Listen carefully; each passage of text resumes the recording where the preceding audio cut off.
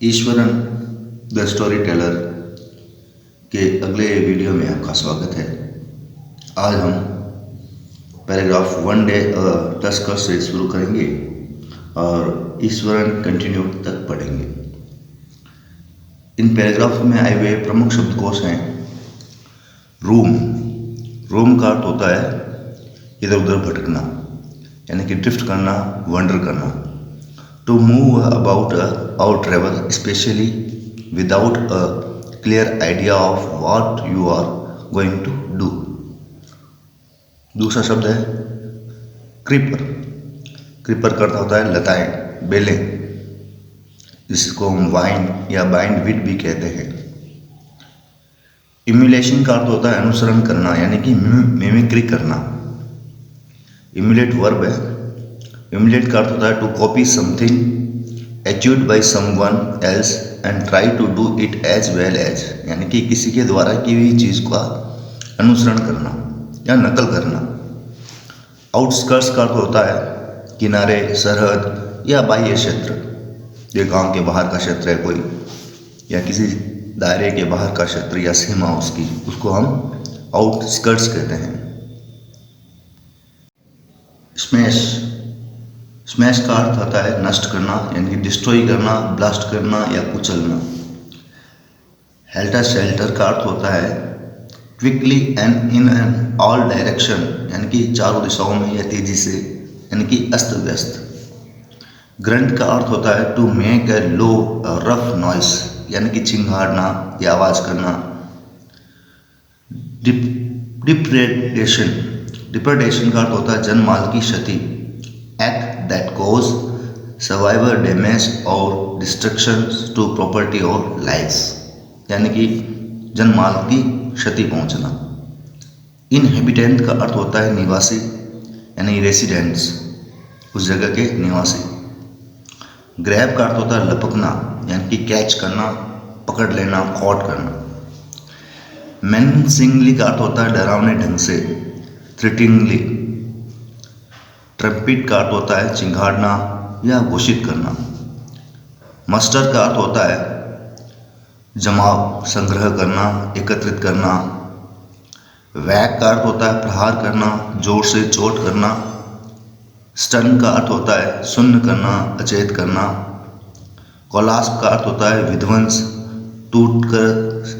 टूट शिकस्त, सहार।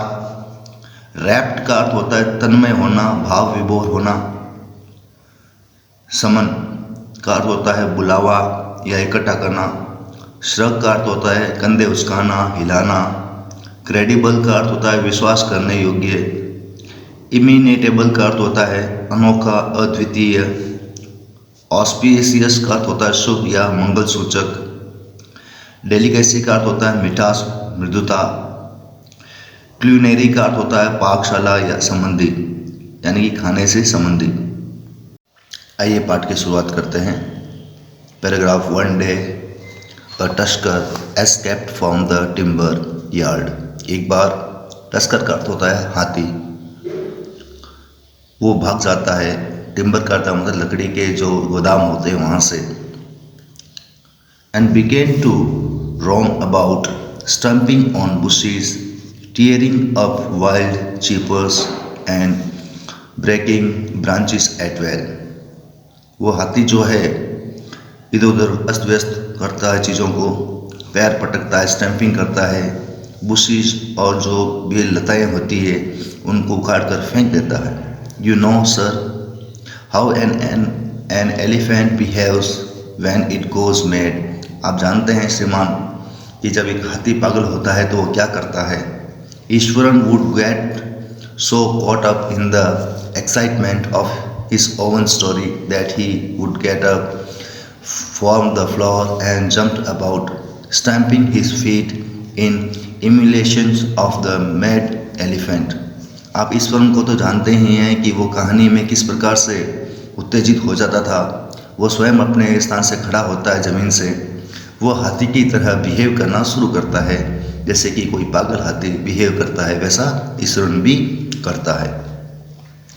The elephant reached the outskirts of the town, our town, breaking the fences down his like match sticks. हाथी जो है गांव के बाह्य क्षेत्र में गांव की सरहद पर पहुंच जाता है और जो भी रास्ते में आने वाली जो बाड़ें थी या जो तारबंदी थी फेंसेस, उनको वो माचिस की तूलियों की तरह तोड़ देता है। He would continue, it came into the main road and smashed all the stalls selling fruits. वो इसको जारी रखता है और इस प्रकार से वो गांव के मुख्य सड़क पर पहुंच जाता है और वहाँ लगे हुए फलों की जो छोटी छोटी दुकानें थी, स्टॉल्स, उनको वो तोड़ देता है। मड पॉट्स एंड क्लोथ्स, कपड़े, मिट्टी के बर्तन इत्यादि को वो तोड़ देता है। People run helter shelter in panic, लोग जो है डर से इधर अस्त व्यस्त रूप में इधर उधर भागते हैं। The elephant now entered a school ground where children were playing, अब जो हाथी है वो एक खेल के मैदान, विद्यालय के खेल के मैदान में प्रवेश करता है। Breaking through the bricks wall, एक ईंटों की बनी दीवार के माध्यम से वो तोड़ कर उसको अंदर घुसता है। All the boys run into classrooms and shut the door tight, सारे बालक दौड़कर कक्षाओं में घुस जाते हैं और दरवाजे बड़े जोर से बंद कर देते हैं। The beast grunted and wandered about, pulling out the football goal posts, tearing down the volleyball net, kicking and flattening the drum kept for water. हाथी जो है वह इधर उधर चिंगाड़ते हुए वहाँ घूमता है, फुटबॉल के बॉल को उखाड़ देता है, वॉलीबॉल की नेट को वो फाड़ देता है और पानी भरने का जो ड्रम था उसको चपटा कर देता है, फ्लैटन कर देता है। एंड अपरूटिंग द शर्ब्स, और जो वहाँ झाड़ियाँ थी उनको उखाड़ देता है। Meanwhile all the teacher had climbed up to the terrace of the school building, इसी दौरान मीन वाइल वहाँ के जो अध्यापक थे वो सारे छतों पर चढ़ जाते हैं, विद्यालय की छत पर चढ़ जाते हैं। From there they helplessly watched the depredations of the elephant, वहाँ हाथी के द्वारा जो विध्वंस किया जा रहा था उसको वहाँ छत से वो असहाय होकर देखते हैं, हेल्पलेसली होकर वो वहाँ से उसको देखते हैं। There was not a soul below on the ground, उस ग्राउंड में एक भी व्यक्ति नहीं था, एक भी जीवित व्यक्ति उस ग्राउंड में नहीं दिख रहा था। The streets were empty as if the inhabitants of the entire town had suddenly disappeared, वहाँ के रास्ते बिल्कुल खाली थे, ऐसा लग रहा था जैसे उस गांव के लोग अचानक से गायब हो गए हैं। I was studying in the junior class at that time, Eswaran कहता है कि उस समय मैं छोटी कक्षा में पढ़ता था। And was watching the whole drama from the rooftop, अब ये सारा दृश्य, ये सारा नाटक छत पर खड़ा होकर देख रहा था। I don't know what came over me suddenly, मुझे नहीं पता मुझे अचानक क्या हुआ। I grabbed a cane from the hands of one of the teacher, मैंने एक अध्यापक से के हाथ में पड़ी हुई कैन यानी छड़ी ली। Run down the stairs and into the open, मैं सीढ़ियों से दौड़ता हुआ खुले क्षेत्र में पहुंचा। The elephant grunted and man fishing swung a branch of the tree which he held in his हिज ट्रंक, हाथी सिंगारता है और बड़े उसके सूंड में पकड़े हुए एक पेड़ की शाखा को वो फेंकता है। इट स्टम्प्स इट फीट, वो अपने पैरों को पटकता है। Kicking up a lot of mud and dust, और अपने पैरों से बहुत सारे कीचड़ और धूल वो उड़ाता है। इट लुक्ड फ्रिटनिंग, वो बड़ा ही भयावह दिख रहा था। But I moved slowly toward it, लेकिन मैं भी धीरे से उसकी तरफ आगे बढ़ा। स्टिक इन हैंड, हाथ में छड़ी लिए। People were watching the scene hypnotised from nearby house tops, लोग जो है मंत्रमुग्ध होकर हिप्नोटाइज्ड होकर देख रहे थे मुझे। The elephant looked at me red eyed, हाथी ने लाल आंखें करते हुए मेरी तरफ देखा। Ready to rush toward me, और मेरी तरफ भाग कर आने के लिए एकदम तैयार। It lifted it trunk and trumpeted loudly, उसने अपनी सूंड उठाई और जोर से चिंगाड़ा। At that moment I moved forward, उस समय मैं भी आगे बढ़। And mustering all my force, मैंने अपनी सारी शक्ति को एकत्रित किया, and wicked it thrill toll on the quick, और पूरी ताकत लगाकर मैंने उसके तीसरे अंगूठे पर प्रहार किया। The beast looked stunned for a moment, वो विशालकाय जानवर थोड़ी देर के लिए अचेत खड़ा रहा। Then it shivered from head to foot, और अचानक सर से पांव तक कांप उठा, एंड कोलैप्स्ड, और नीचे गिर गया। At this moment, at this point Eswaran would leave the story unfinished, इस समय, इस वक्त जो है, इस कहानी के इस बिंदु को वह कहानी को रोक देता है। यानी ईश्वरन जो कहानी कहने का जो तरीका था वो बहुत ही जीवंत था, वो अपने आप को इन्वॉल्व करके उस कहानी को कहता था, और अचानक फिनिशिंग पॉइंट पर आकर वो कहानी को रोक देता है। एंड गेट अप मम्बलिंग, और बड़बड़ाते हुए उठ जाता है। I will be back after lighting the gas and warming up the dinner, मैं कहानी की शुरुआत दिए हुए लगाऊंगा, रोशनी करूंगा, उसके बाद खाना गर्म करेंगे, उसके बाद कहानी को जारी रखेंगे। Mahendra who had been listening with rapt attention, जो तन में भाव विभोर होकर महेंद्र इस कहानी को सुन रहा था, would be left hanging, लटकता ही रह गया। When he returned, Eswaran would not pick up the thread of the story right away, लेकिन जब ईश्वरन वापस आता है तो कहानी को वहाँ से वापस शुरू नहीं करता है। Mahendra would have to remind him, Mahendra को याद करवाना पड़ता था, दिलाना पड़ता था, that the conclusion was pending, कि कहानी का जो निष्कर्ष है वह भी बाकी है।